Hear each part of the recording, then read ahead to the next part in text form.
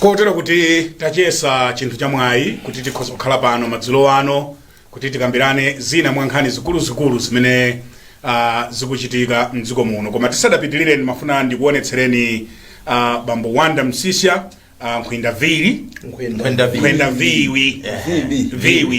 amenenso dzina lina ndi Andevu Zamwayi kuchokera komwe ku Mzuzu. Takulandirani tikulandireninso ni inu Wayana Chunga kuchokeranso komwe ku Mzuzu. Mwayenda bwanji? Tathokoza banda kuti mwatilandira. Nasunga mudzi nasunga mudzi tonse sitingachoke nanga si akulu sanachoka ndiye nasunga munasala ndino wamkulu wamkulu ina nasala wamkulu tonse sitingaenda tonse sitingaenda tithokoze taenda bwino tungofika umene chabwino ndithu achimwene anga adachita machawi kuti ayese kupeza ine ndende ndalepherera singapite kuli kose just maybe about 30 minutes ago imene timafika papa taendako bwino kumene koko mnjiramu sida kumane ndikuvuta kalikonse tiyamikambuye ndithu tiyamikambuye mwayenda bwanji Achunga? Ayi anzanga wakamba mmene tayendera ine ndifuna kungwakumbusa amalawi amene amaonera kanema what times zulo mazulo kuti Grand Palace Hotel mu mzinda wa Mzuzu kunali mwambo wapadera wokondwerera Nkhani ndi ntchito imene agwira mchakachi ndipo mphoto zosiyanasiyana zimaperekedwa kwa Nkhani komanso nyumba zofalisa ndi kusindikiza nkhani pa online komanso pa pepala ndi mphoto zosiyanasiyana kuchoka mabungwe osiyanasiyana.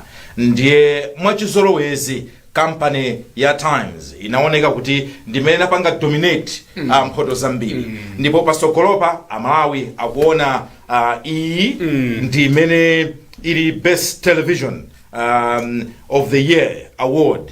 Ndipo kungwakumbusa Malawi kuti television chiyambireni chikhazikisireni mpikisano umenewo komanso chikhazikisireni nyumba youlutsa mawu imene ya Times Television aichaka chilichonse mapambana. So congratulations to the station manager, komanso congratulations to the programs manager. Thank you very much. Times Television. We are profoundly honored. Yes. We are profoundly honored. Ndiye komanso mafuna sonena kuti Times Radio ikuchita bwino kwambiri pansi pa utsogoleri wanu. Ndipo ndikudziwa kuti mmagona pompano kuonetsetsa ku office kumwe tilokhanga ndi kunyumba ndithu ku office koma sabata imene idza kudya zidasowa kwambiri mene amalemba kalata zoti chifoma ina futokoze kalata zimezi adagona konkuno ayi musatero literally chifukwa choti adali kuti apanga zambiri ndi nthawi yazo zona so mungamana ati akugona pompano literally amagona zona nanga chifukwa kuli kunyumba sokulya kulibe munthu akantamangire kwene kwena pa sinateke bepaka sinateke chikuvuna jana Nkhani ndiye zimambira pa chiko utengeka chiko nkhani muyangawa mwisaya kaine ndende kuti kumamba kaine ndikutenga chiko ndezina zimasatira mbuyo ziko koma ku California kujaza kuvuta pa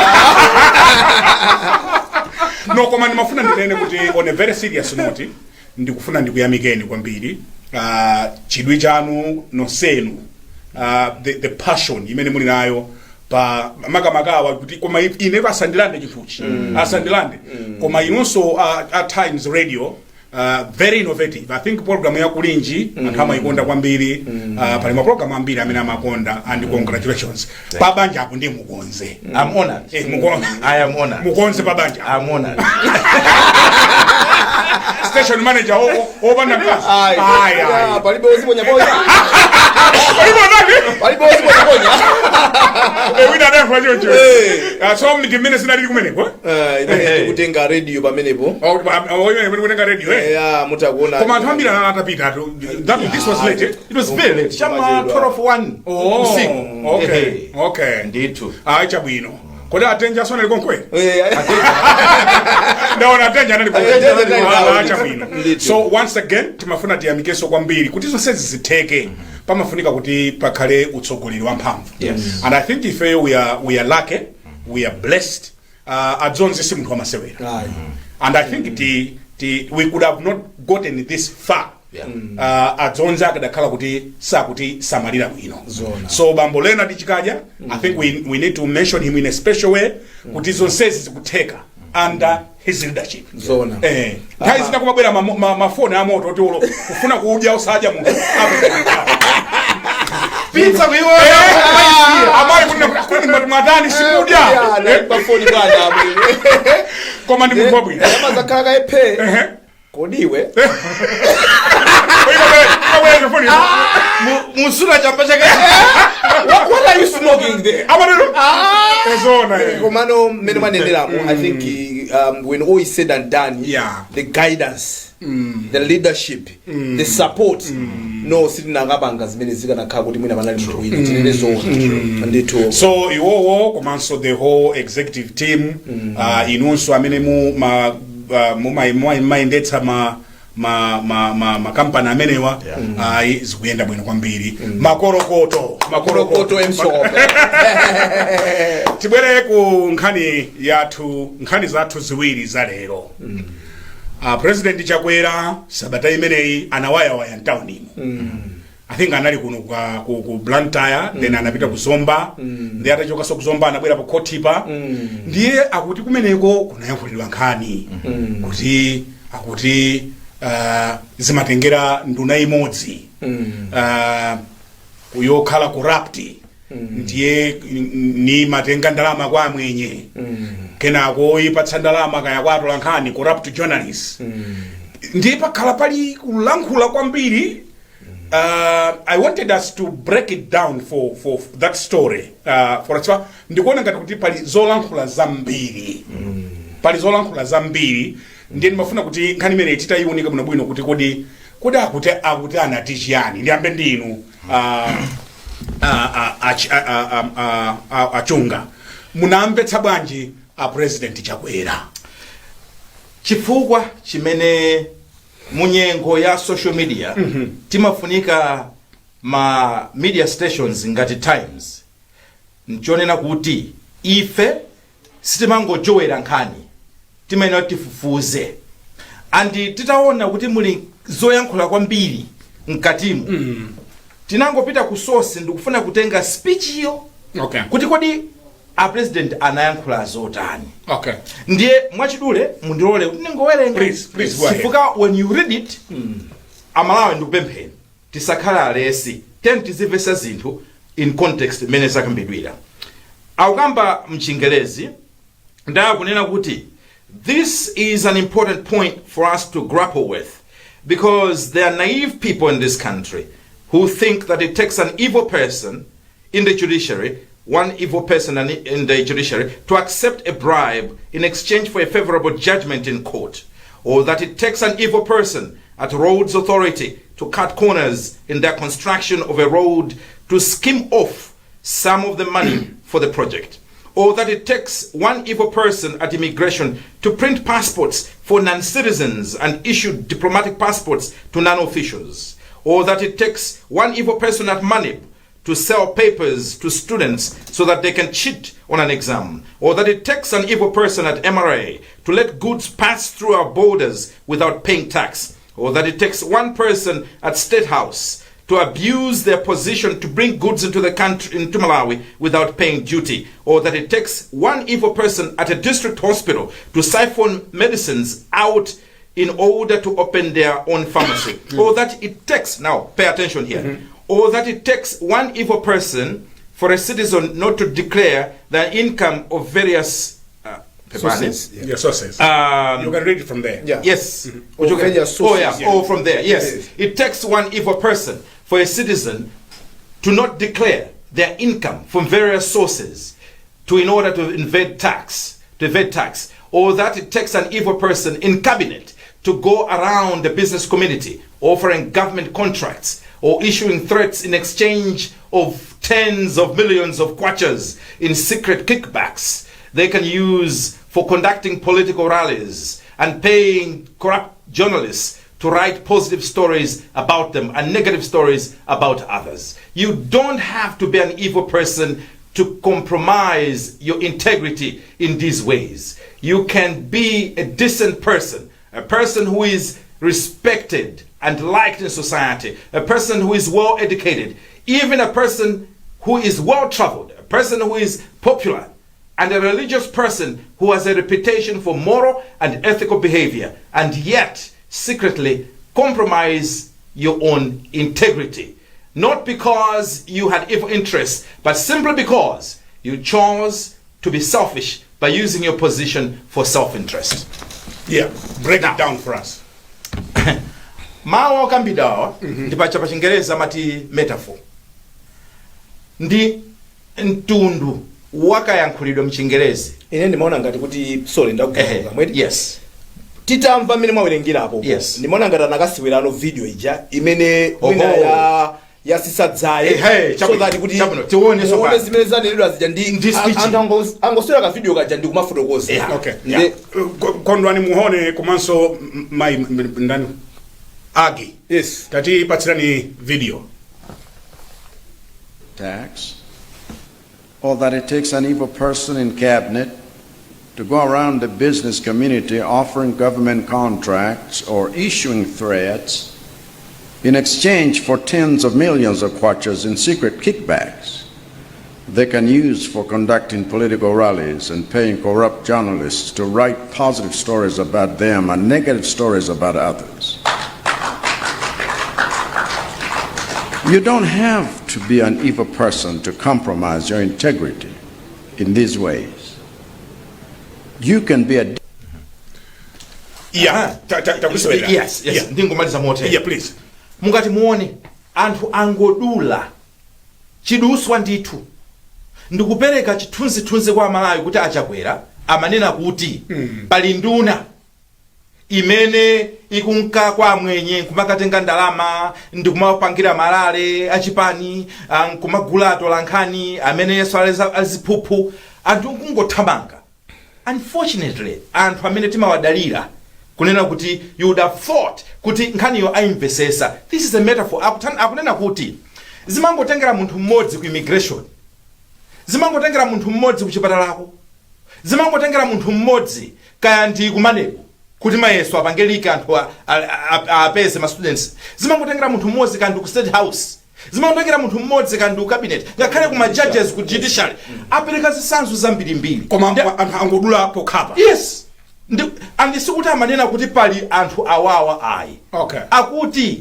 Akuti zimangotengera anthu kuti apangopezeka munthu mmodzi woteroyo atakubweresa zinthu atakuononga zinthu.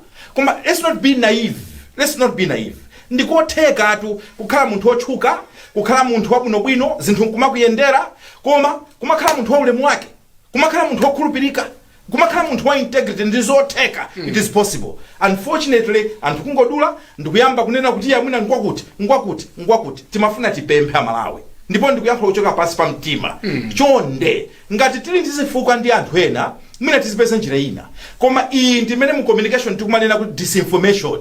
Pali misinformation, pali disinformation. Kumachita kutenga information ndipo anthu ambiri amene akulembawa sana amvesese or speech yonse analibe nthawi yokuti amvesere chinthu chonsechi. Chifukwa akatero they would have understood this is a metaphor. And it was Brian, out of the anthu ambirimbiri amene analemba za nkhani izizi ndinakhumudwa kuti ivi atola nkhani amene anthu because atola nkhani uzitha zimene timabwera pano pasi timabweresa nkhani nkuzafotokozera anthu kuti amvesese. Tikakhala kuti fenda amene tizikhala anthu amene tikuwasokoneza anthu then tisamabwere panoyi. Mena kunenerawa misinformation utakumvesesa kuti mwina munthu yosamaziwa. Disinformation ni pamene munthu akuchitira dala akuziwa kuti zona ndi izizi koma akupanga dala twist.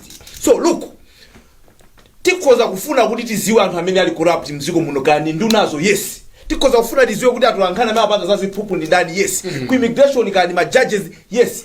Komano sizimene amayankhula achakwera apapayi. So to use achakwera amatichani hypothetical. Okay. Kunena kuti mena kunenera uchunga kuti zikhoza zimangotengera munthu mmodzi amene salikonda dziko linoli kusokoneza atakhala kuti ndi nduna imene kupanga ziphuphu ndeka ikamangopseza anthu kutenga ndalama ndunayo akhoza kukhala osati kuti amanene yes sikuti amanena kuti mu cabinet mwangamu ndi nduna imene kupanga izizi ndeka panga zibezi kumakapasa. That's not what he was saying. He wouldn't say that in the first place. How would you speak? Iwe nkumanena kuti ineyo ngati station manager ndendili ndi munthu wina akamena kundikhomerera Are you serious? Akundisokonezera ntchito yanga. Am I serious? Who ndikudandaula kwa ndani? Who am I complaining to? Okay. Then you have people and who amenetima apasta ule mu community muno mwa bwana kulemba ma sentence kuno ndiuko. Amene wakozo kala chimwendo. Amene wakozo kala Mumba. They are the most two nongo peleka sisanzo because they were the most two picked ministers for whatever reasons is mena tamba. But guys, tienti werenge speech yonse andi mwachita bwino mwayiwerenga kuyambira pamwamba achula zako MRA zamane judicial simangotengera munthu mmodzi yes kuti azipereka ma diplomatic passport mbwe magamba sama diplomatic passport auti simangotengera munthu mmodzi opanga spaces. He wasn't saying kuti ku immigration kuli wakuti amene akupanga izi that's not guys chizungu chafika pakuti kuchimva chonchi. And now you have people in all ujena bwana in all professions anthu amaulemu awo akuti chacha ndi a president ngati mukune choncho ndi mukumulirira ndani ndi mukufuna osanchosa bwanji why are you complaining? He was teaching us to say sitikwenda kukhala anthu oyipa tizili konda dziko lathuli chifukwa mmodzi akavunda amavundisa kwena konse. Yes. Osati kuti ndili ndi nduna imene ikumayina. Ya bwana. Ndenzero ziliku. Tate ndiwerengeso. Tawerenganiso ndipoyambirira paja because I wanted kuti tizimvetse zimenezi. Ndi akuti amachula anthu awiri. Kwa ineyo amene ndamva kwambiri amene akutani akuwakukira kwambiri. Iye akuti akunena kaya ndi amumba. Even if machulidwa amene.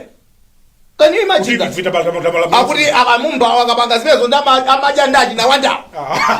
Isimona machula chikuche. Akuti amachita kupanga horticulture kumbala janda usiku. Ndiye kupanga horticulture kumbala janda. Akuti you understand? Because Malawians zimene kumapanga bwana muno even program yathu. Anamangodula pena pache. Ndikupanga misrepresent. Ndipo tiendikale anthu omafuna kuti tizimvesesa nkhani yonse. Osati tiziduswa. Mene ndikunenera Brian zikhoza kukhala zinthu zabwino kwambiri titapeza kuti kodi anthu amene mwina mani namuyerekezawa ndi ndani. That would be very good. But in this context, that's not tisaike a president omaunkama. Kuti a president mukuti muli ndi nduna yanu imene kupanga that's not what he's saying. Zimangotenga vivi ndio bana. Yes. Poti inu munapita ku mbalajanda. Ndi manafuna ndipange clarify. Chifukwa nkhani imene anthu akumayikamba. Kuti chani? Mukumbukira panali mwambo opereka ma ambulance. Yes. Kumzimba. Ndiye kumene kuja zitatha zonse za mwambo sizinakatheka inuyo kuti muyende uchoka kumene kuja usabwera kuno tisapange horticulture imodzi. Ndiye poti munapita tinasanzikana.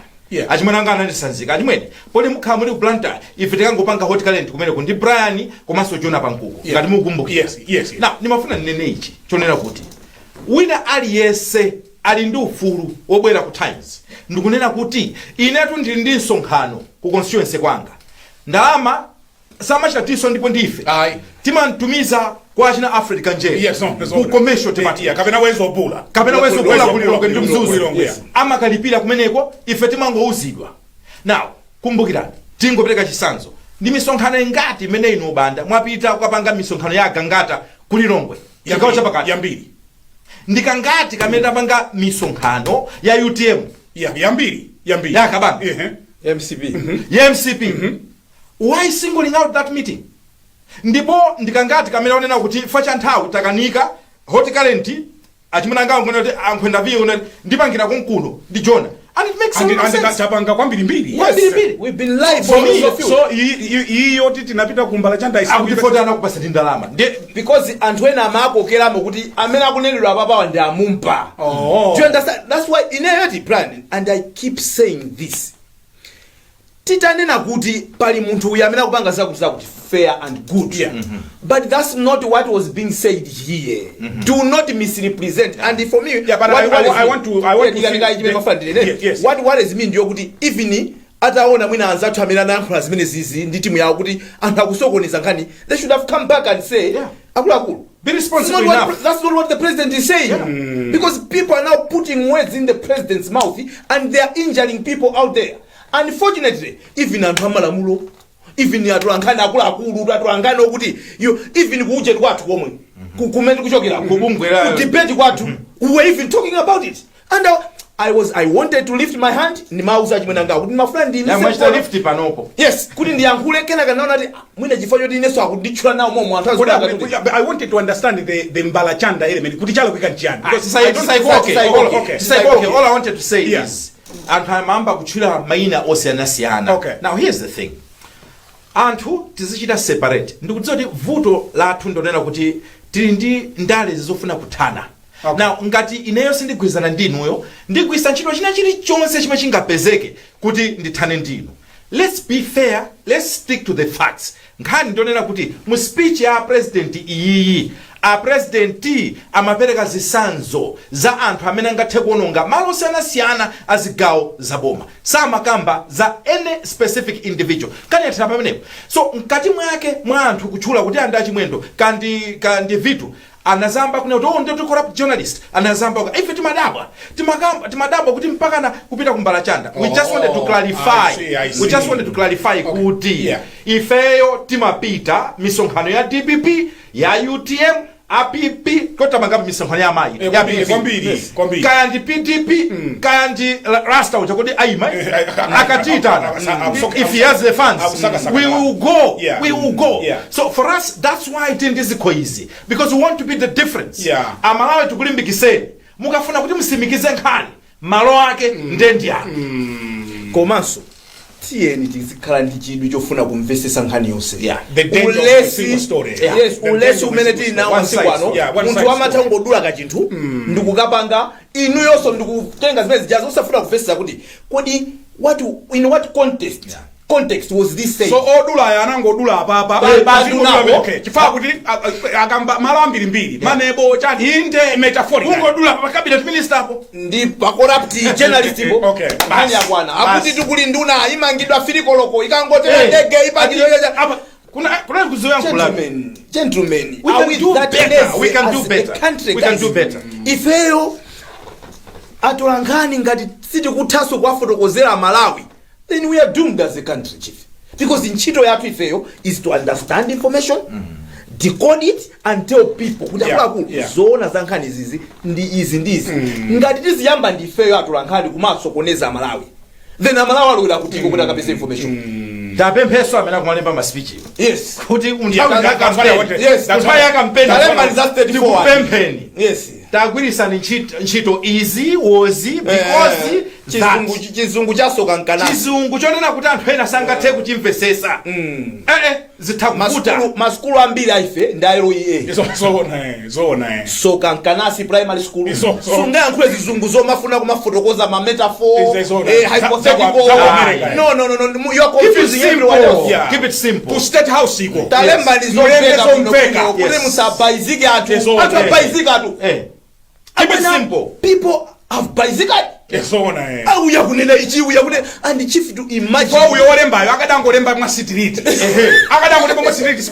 Chifukwa communication. Amanena kuti amene akutenga uthengawo ama uumba uthengawo process ya encoding ndeke naka ama uvunga nde okalandirawo amakalandira amapanga decode kangati kumasula uthengawo kuthandauzira nde akaumasulira amayenera kupereka chimene machedwa kuti feedback. Now, looking at the feedback, it means communication sinatani because the feedback that is coming here. Yes. Completely wrong. So in terms of communication, tiape mpanzatu aku state house inamemba panga ma speech kuti chonde keep it as simple as forward and this feedback muione ngati metaphors ya Malawi sana solowezi za metaphors za ingo la kulani sitiriti a president ama achakwera sitiriti ingo ya kulani sitiriti kuti mukhoza kukhala anthu akhoza mabanga ziphuphu ziko muno kumasokoneza koma zomanena kuti it takes an evil cabinet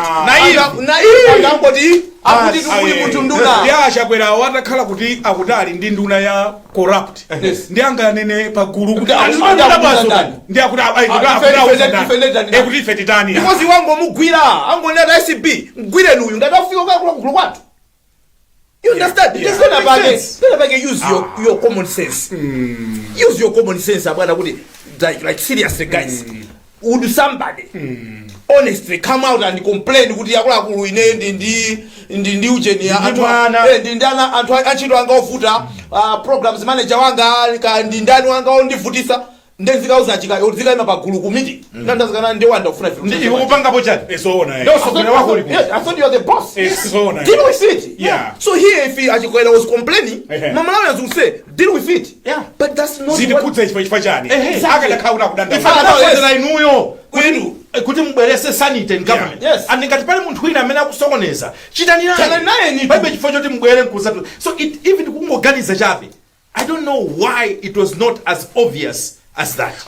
Olemba ma speech ndamene sadathandize. He could have been Omaso. Ifeyo suti zikhandi anthu tumakhala ndi ulesi tikadandaula kuti olemba yeti akulu this ino metaphor munaphunzira esona tinaphunza kale masukulu even anthu amageza nawo are you sure amalawi city mapesa church mutikamapanga miyambo church mutikamalikira mapara bosi esona ambesa amatipereka fanizo la munthu olemera ngadaja kankhosa kawo sawu esona basi mukagwire kuti mwaja nkhosa yawo amapereka fanizo la munthu wokuti adadya nkhosa ya Zake esona so akulu chimene chikuvuta pasiku ano ndi ulesi bwana ine ndingokuponyerani ka chinthu inu simunakamvesese mwaponyerawa mwaponyerawa in program yemwe ena amangodula kwatumizira ena alama kunena ndi because anthu tili ndi ulesi mubwera bambo uteni uyu atafitima anangodula pamene ubanda mmanena kuti akuti chimene chinavuta nchonena kuti azibusawo anali chala mwamba amakweza chala mali chala mwamba kungodula pamene nkhani basi kungu chala mwamba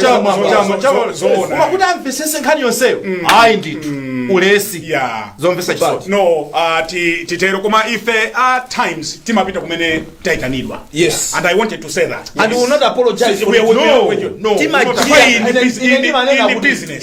kuti timajia zamene watilipira ifeyo yes inu ngati mukufuna kuti tikajie za msonkhano wanu bwerani kodi ife tingapite ku msonkhano wa Joyce Banda atatilipira ndi kumanyoza pamene kumakanena za anthu oti kulibeko ndiye kuti mitu athu ikugwira sikugwira amayi achaza titengaso koma ayi chifi yani sinamberero ayi sinamberero ayutm kumbiyo kose kuchikhazikika chipani chicha 2018 2019 tinaenda misonkhano dziko lonse nda UTM anthu ananena awanda UTM koma nkhani yonena kuti malemu chilima was very faithful amalipira yes anthu amatitenga tim akomesha amachita kwa charge msonkhano modzi mwakuti inu simapita kwakwira ntchito banda pano panthu akumalipirira atu ena mpaka na 2 weeks anthu akumabwera afuna kulipira mpaka na uje ni September tumaita kwauza kuti anzano analipira jeti limene anatenga kale ine mubwere kwa ine kuti sisi matero first come first serve amaganiza kuti amati because I just want to understand kuti that's why wafundo kuzera anthu pesa amadzalipira ku times exactly and inuyo mungapite kumbala chanda munduuza zonena kuti olo ntchito kwina kulikose mukagona kuti mukapasidwa allowance is that a problem mukapasidwa allowance onali mukagone mukaje is that a problem nkhani ndionena kuti mukumbuka tinanena apa tonsefe timatokhala ndi maganizo athu kapena mbali imene timaganizira koma timanena kuti when we are looking at these issues maganizo athu should never interfere with truth we stand to be objective at all times and professional because that's our calling titatha zonse imene manenera zona chonde Malawi tamvesesani kuti achakwera amati chani mu speech yawo mmene amasegulira khoti la komesho mzinda wa Blantyre ngati simunamve zimene takuyankhula nifeyo ifuneni speech yo nkhani yayambira patali apereka mametaphors munene kuti yayi no ahodi current samatero iyi titawerenga ife tamvabe kuti kuli nduna ili corrupt kuli anthu ankhani ali corrupt mutawerenga ati mutamaliza bdomo mutitsutse koma ngati nanuso mumapezeka kuti mungoone saso kuti I think iso kauji kachali chikadavuta simna zimvesese zinthuzi osakhala munthu opupuluma mangolankhula ndi bwino pena kukhala chete than kutsegula kamwa bwana ndikumakhala munthu wokuti anthu integrity yako you compromise your integrity bwana chief sometimes learn to be quiet if you don't know you don't lose anything but when you open your mouth you must be sure kuti zomwane nazo even in mawa you can come and defend kuti I stand by what I said ngati pali anthu amene atava amene afotokozera babamo azindikira kuti zimene ankhula zabosa withdraw them guys otherwise your integrity people are going to look at you and say you are part of the ujeni amene mukupanga mislead Malawians you are part of people that have spreading disinformation. Yes. Misinformation. Chifukwa ena ndi anachitofika ponena kuti iweyo chakwerawe ngati ukuti uli ndi anyamata ofuntha kumeneko ndiye ife zitikhudze bwanji osangwacho sabwanji no ngoneseratu abwana kuti sanamve kuti amatichani out of context. Mwina tingolangiza anthu amene amakhala ndi osatira ambiri pa masamba amchezo kuti muli ndi udindo ndithu wothandiza kumanga dzikoli, ndipo sitikuti mukhale ndi mbali koma kuti wonesesani kuti information imene mumayika pa masambano ikhale yoonadi. Komanso anthu amakuponyerani zinthu zambiri musanazipange pass on, take an effort kupanga verify. Timangofuna ndithu tinene kunena kuti mwayi umenewo okhala informer umabweranso ndi responsibility to verify and make sure kuti information imene kupanga pass to others ikhale yolondola. Out of the many people amene amazitchula kuti kani ma influencers whatever they call themselves, it was at least onjezani kenani for me amene anaoneka kuti anamva. Okay. Because amalangiza wayepopo kuti no ma editors sukuti mupeze, you understand? Yes, I remember. Kuti sukuti muyambe kulemba, like he understood the metaphor. Yeah. But most of those that he claimed to Uche Chief completely did not understand what was being said here. Unfortunately so. And dangerously so, because they kept on entertaining people who might and tabwera muzaone kunoko. Shame. The danger of misinformation and disinformation. Yeah. Ngati mwango tipeza kumene mukuonerai ndi program ya Hot Current pano pa Kanema number 1. Yes. Tisamaiwale. Tisamaiwale. The reason why anthu amatikhulupirira ndi zinthu zimenezi. Yes. We are a trusted media organization. Yes. We are very careful what we say. Yeah. Siti mango segula gam. Osangula nkula fa ulindika amayi. Just because uli chief ali ndi magamwa ndantu ambirimbiri. Ngola nkula fa ulindika. Ukhale nacho chonena ukamasegula gamwa yako. Learn to be quiet if you have nothing to say. Zona Koma bwaji mkuyankhula banda achifana iso ndindikamwa kusekula pakamwa mkulika unacho chonena. Komanso nkhani osamango iliyonse ine ndimanena kuti munthu sungakhale expert in everything. No. Ali panthu ine mdziko muno zachina mwali ayakhinawo za mining zandagala ayakhinawo zachina mwali expert analysis. No. Zanthu opanda mabanja ayakhinawo omunandani asina chwete ngeze kusokwa kunena inu manena meta zanthu opanda mabanja uyakhinawo ndemona awayenda chunganga bwere pano kunena kuti abanda amanena tumbulati bala no.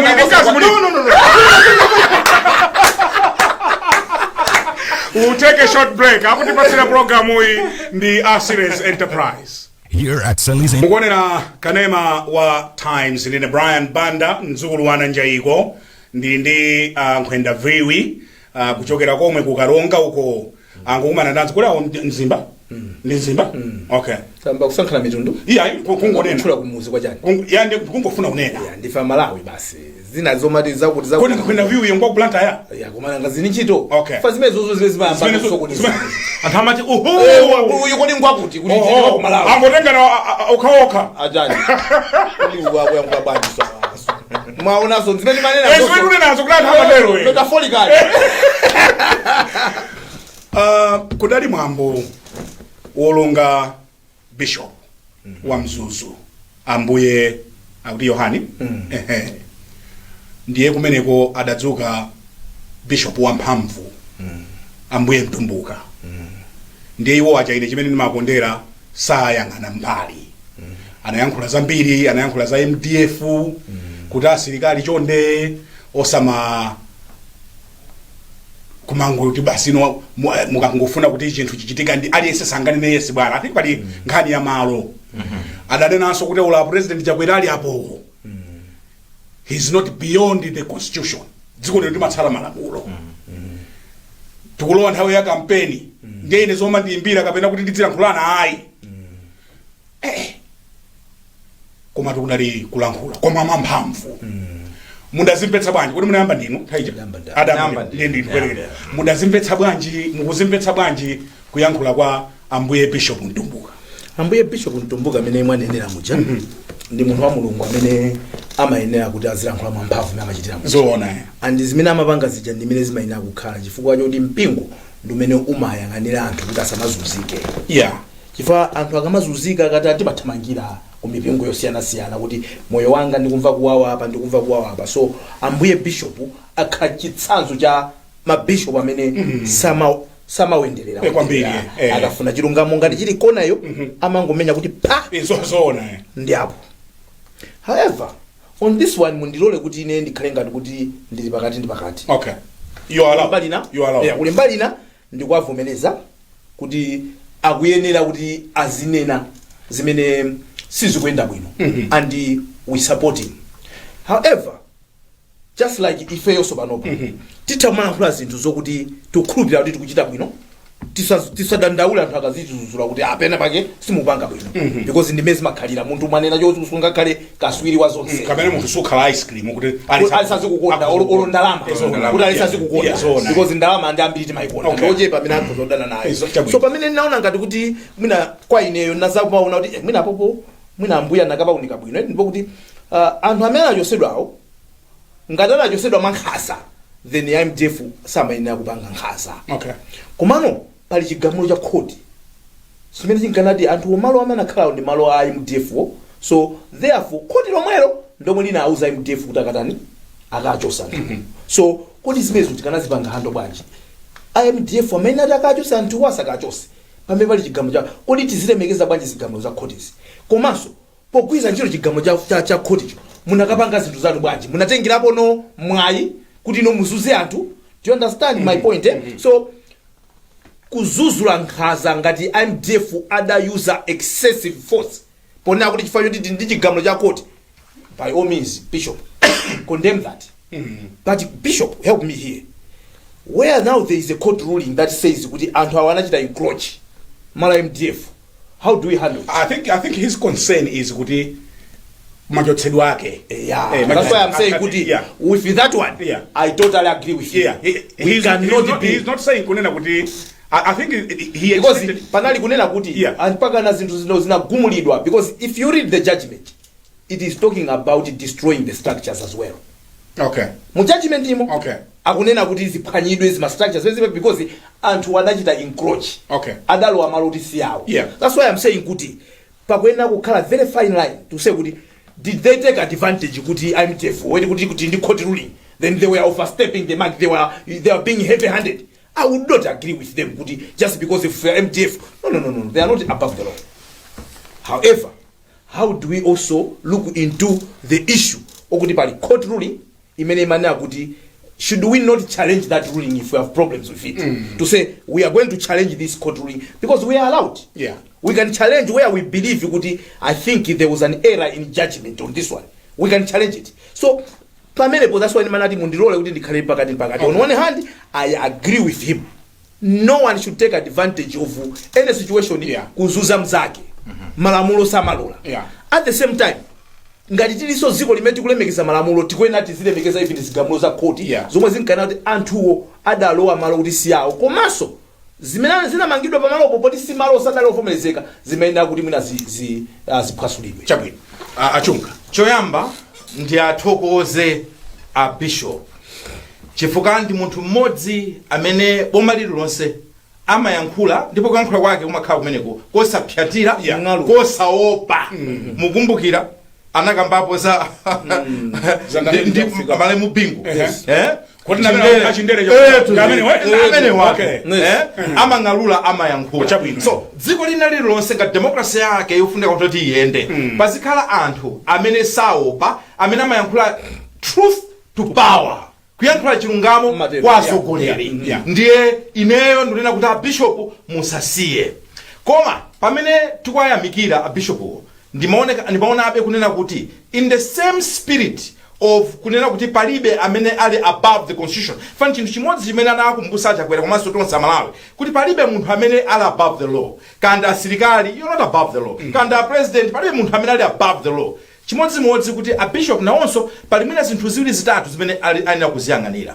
Ndimaona kuti nkhani ya ku Nkharabe, nkhani imene imakambidwa yoti asilikali ndi mmene adachitira akambakala anzanga so sindifuna ndilowere koma anazakambapo zokhuzana ndi a M23 kumanena kuti ngati kuti ndi implicitly kutanthauza kunena kuti ngati kuti awo mkwangu aonerera chifukwa anthu oti mwina the defenseless alibe zida kuli anzanu kuti kulera 23 akawapasani makofi kumamenya mkazi ndaziri kummenya mkazi usamenya mamuna zako bwanji. So remember pamene mukamba za M23 ngati mwa sarcasm pali amalawi ena amene their families lost their dear ones ndi gulu limeneli and amenewo mwina zulo anali anthu amodzi amene amamvesera wireless kapena amaonera kanema.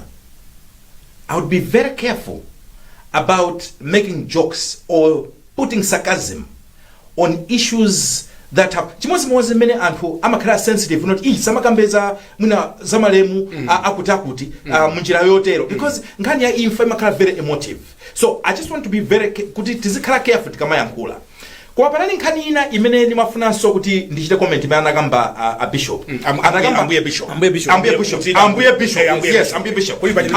ino baje ndina CCB ambuye bishop ukatolika timata ambuye bishop ngati ndino akatolika mobanda ukatolika timata ambuye bishop ndiye ambuye kapena ambuye akibishop ambuye akibishop anakamba apo za kwapempha president kuti pali nduna ina anasanira kuti pali munthu wina mboma ndiye salimuna ndi nduna amene akumakamba zokuti nsewu akuti adayika zithunzi za nsewu kuti nsewu chauku mapita ukaronga kuti wakonzeka watha chonde mukamakhala kuti mukuyankhula pa campaign a president musatengere zimenezi musaikepo information imeneyi chifukwa nzabodza muzaoneka ngati munthu wabodza.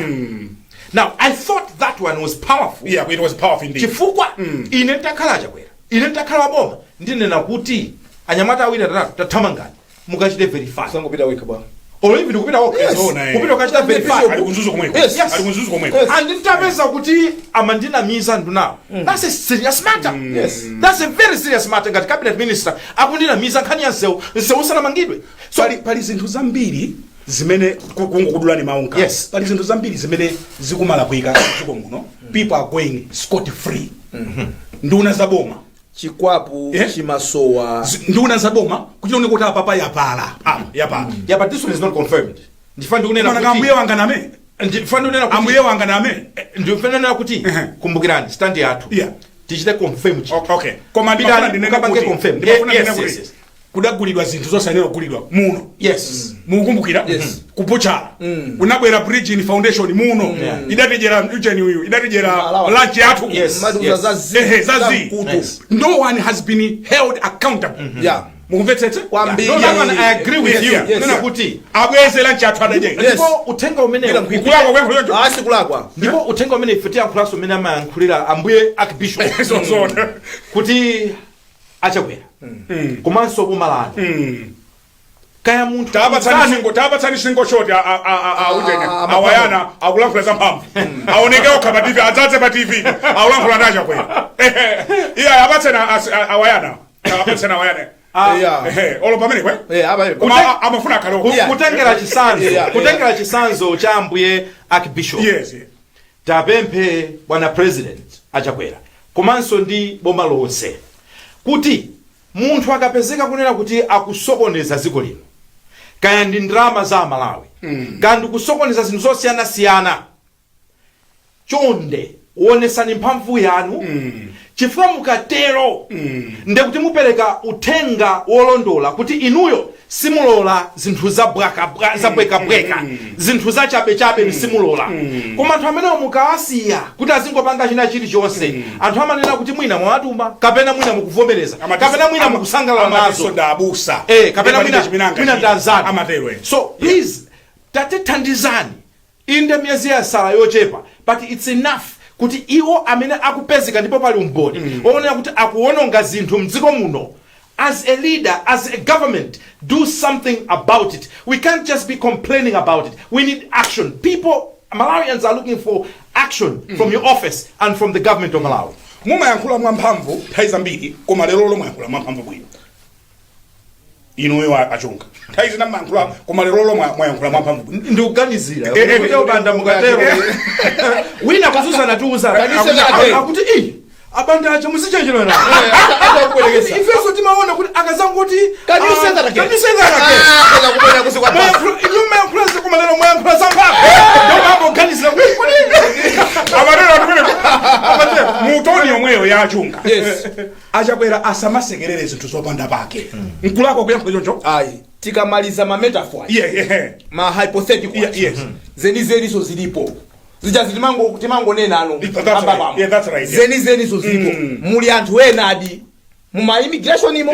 amapanga dizo point muli nduna zina zimapanga dizo point tikamaliza zija tikudira za ma metaphor bwana tazimva niko tima tips tina ngati timene titi munthu akakupasa ka heads up umati kumasheuka mwati pa TV pakuchitika chani ndeni mayasa sanga TV first ningamaone TV tawo koma munthu amata kumbuza amsisha pa TV poto pakuchitika tu za mauje ndeni mayasa masanga ologia ni maponya ni mabwera konko kapena ni makuza ninuyo banda tathamangani kwakuti animanya much obliged chizungu chake ndimayankha choncho consider this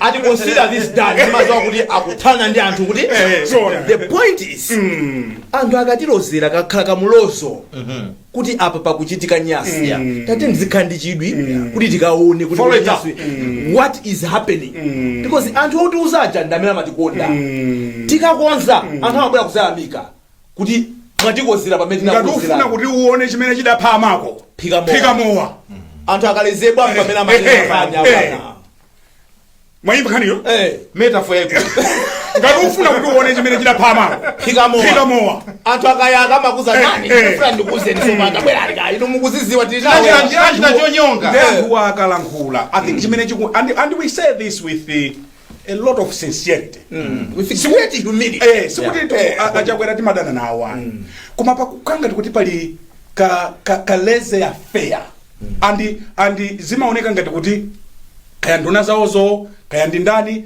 amaonena kuti I think we can because I'm just giving an example ineyo I don't know koma sindikudziwa kuti alipo amene was disciplined kuti munomo munatibweretsera alendo abridging acha anthu aboza ngati amene acha ine nanena kuti even anthu sabato imene wavala so bwana yunusu ngavale sabato ndikumanya kuti palipo nditu sateni sona ija adani nawo ka president kuti anyamata adandira kuitsa ndani give us the names who has been disciplined adani chosamati head of chan amene anena imwana kasana kabwera kunena we are not able to verify kuti akadabwera kunena no I agree with you no so magamba ya sabato ya preaching mana kuti amwene munthu akabwera even akamakuuza kuti ineyo phiri ndili ndi ndalama umamuyang'ana kuti uyu anthu amene ajawa chief memuni amucha anangoja lusoseji zathu kwagonisa mahotelo chief anthu aboza ndalama zimaoneka ndalama zimaoneka zimalankhulaso so zibwana ngati zimene zimenena kuti anthu amene tisangokhala kuti tidagula uje feteza ku butcher yes mutakunena kuti chabwino ndalama zoti nakatenga a police ukaba munthu ndalama even ndalama chadapezeka amakhabe mlandu mulandu ndokuti zimene wapangazo sizabwino olotayesera kuti ufuna kuphwanya nyumba mwa munthu masuda alowe ndi mulandu be attempting to kuti wina sazapangeso zimene zizitima muuza uyu kuti izi nzolakwika so the fact yokuti we recovered the money doesn't mean kuti what happened was no it's still wrong people were supposed to be taken to task to send an example to would be offenders chifukwa choti nziko munomo sitinapereke chitsanzo chokuti kodi munthu ukadya ndalama zaboma chimachitika nchani chifukwa chake anthu ena makhala kupisirira because we haven't made a statement the day we are going to make a statement kuti atsogolere kungoja wanitambala kuti sada anena kuti ya covid ija ukangoja ulo wanitambala wapita yes apa adapita sidaoni kapena mudamva sinamve ndipo ndimafuna kupereka chisanzo chonena kuti olo pa family ana amaona akaona kuti nzawo wapanga zopoira ndiye pabwera chilango chokera kwa bambo kapena kwa maye ana ena acha zimakhala ngati deterrent amanena aitisapange nzathu adakumana nazo sono kungo nena ndithu kuti boma mukapanda kupanga discipline kapanga kupanga act pa anthu amene akusokoneza zinthu mboma mmakhala ngati kuti mukwalimbikisa ena kuti nawonso azikapanga za umbanda nawonso azikapanga funso limene ayenera kumafunsa kuti anthu kumafunsana nkuti with the 3-4 months to polling. Yes. Kodi achakwera ayenda ndi anthu amene wawa? Ine ndi madabwaso. And I'm asking this question honestly. Kuti kaya ndi kuneki ya MCP, kaya kulima gulu anthu amene amakonda nduna zive zijaza ndani akuti anazichita qualify describe them kuti chani delivery cabinet delivery chani koma ndeni mafuna ndifuse nthawi yatha koma ndimafuna ndifuse kunena kuti with the 3-4 months to polling, are you sure this is the best team? No. Imene tinga khali nayo ngati dziko no ngati kuchipani ngati kuboma. No Brian. Kuti this is the best. Ndupita ku masankho anthu ake ndamene wawo. No Brian, we can do better. He can do better. Because ngati we ngati ife but as Malawians but him can do better. Kuliko anthu look timacheza ndi anthu azipani zosiyana including anthu aku MCP amene mong'ung'uza monyinyirika amanya komatu wa president akola chira bwino bwana joma bezeka decision imene baki bwana decision amapanga sanga inu mukuziwa awakuziwa anthu amanyanyinyirika pena pake kuti where there is an opportunity kuti mukoza kumenya bounce mazakanga ti mwazemba now ukazemba bwana chithupsha ukakabwera uzachipeza tifinya chithupsha nthawi yomwe pamene tachiona bwana chituluke nduje so apa pali anthu ena amene athandizira achakwerawo amene ndithu sakubwesa valina yonse kuti bulu kwambiri zero value and don't be scared to make a decision tough decisions ngati ukuziziwa look at Trump. You may not agree with him, koma you cannot fault him on decisions. Nthawi yatithera General IMDF adayankhula Vincent. Apili. Yes. Adayankhula pa interview ina nayona kunena kuti taganiza kuti tidzipereka chitetezo m'misonkhano kwa wina aliyense.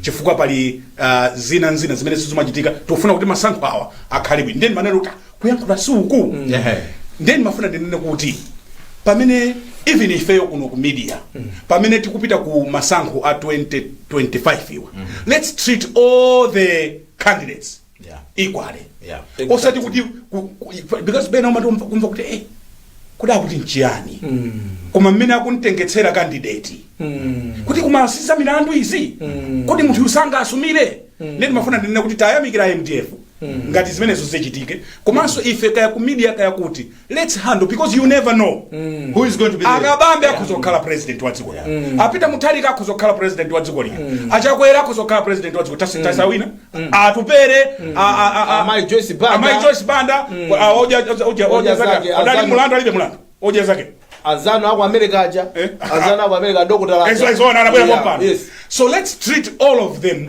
fairly because zamawa mulungu adatibisira zamawa mulungu adatibisira nditi samathemawu muyimaliza bwanji nkhani mdzulo buno inu achunga mawanga omaliza ngonena kuti mukaona nkhani zonse zimene tikukamba pano kuda ku America manena ndani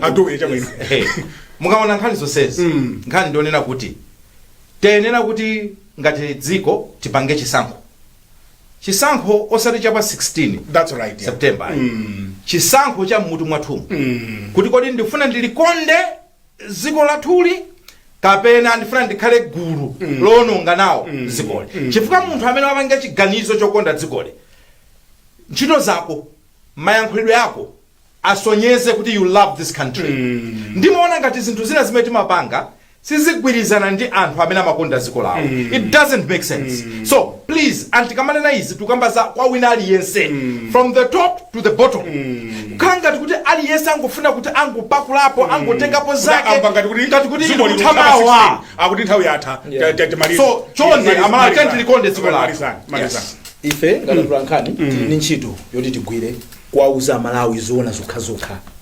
It's going to be very unfortunate tikakhala kuti ifeyo so tili mbali mozi yomafuna kunamiza anthu pa zolinga zathu tendi igwire ntchito imene muona mtima. Feedback. 30 seconds. Ndio my friend Vega. Next week. Next week. Maneka feedback pick up. Next week. Tikagero tipensaso ina tipensaso. Pamene baso amalawa anzanga ndiye pa mapeto a program yathu nzulo buno ya the hot current muno mocha muno ndipo nthawi zina chilungamo anthu samba chikonda koma chilungamo chimakhalabe chilungamo basi ndikuyamikeni inu Chunga, and congratulations for winning the Media House of the Year radio. Tathokoza kwambiri ndakuona nemukuyenda olomaindedwa anu one shoulder high tikuthokozeni akwenda vishi nine Brian Banda malomwa ife tonse kuno ku Times headquarters ku Blantyre